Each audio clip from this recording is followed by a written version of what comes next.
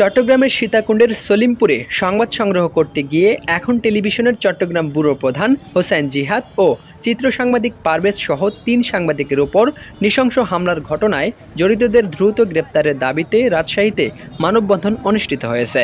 মঙ্গলবার ৭ অক্টোবর দুপুরে রাজশাহী ঢাকা মহাসড়কের পাশে রাজশাহী বিশ্ববিদ্যালয়ের প্রধান ফটকের সামনে এই মানববন্ধনের আয়োজন করে রাজশাহী টেলিভিশন জার্নালিস্ট অ্যাসোসিয়েশন ও রাজশাহী বরেন্দ্র প্রেস ক্লাব। এতে বিভিন্ন সাংবাদিক সংগঠনের নেতৃবৃন্দ ছাড়াও বিশ্ববিদ্যালয়ের শিক্ষার্থীরাও সংহতি জানিয়ে অংশ নেন।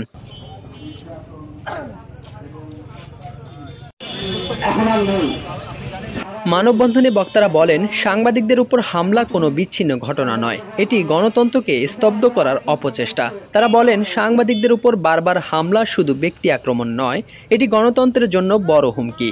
সংবাদ মাধ্যমকে নিশ্চুপ করতে পরিকল্পিতভাবে ভয়ভীতি ও হামলার পথ বেছে নেওয়া হচ্ছে।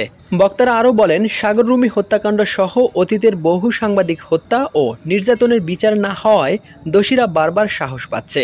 এ অবস্থায় সাংবাদিকদের নিরাপত্তা নিশ্চিত করতে রাষ্ট্রীয় প্রশাসনকে কার্যকর পদক্ষেপ নিতে হবে।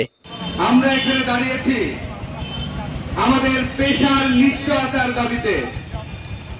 আমরা বস্তুনিষ্ঠ সাংবাদিকতা করতে গেলেও বিপদ, আমরা সঠিক তথ্য সংগ্রহ করতে গেলেও বিপদ। সাংবাদিক নেতৃবৃন্দ বলেন, সাংবাদিক নির্যাতনের প্রতিটি ঘটনায় সাংবাদিক সমাজ ঐক্যবদ্ধভাবে প্রতিবাদ জানিয়ে আসছে।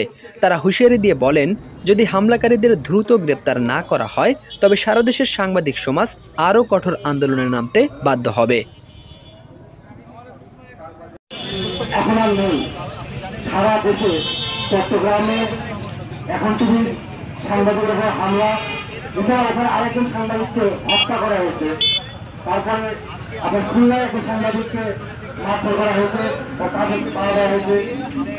রংপুরে একটা ঘটনা শুনেছে আপনারা বাদল নামে একজন সাংবাদিককে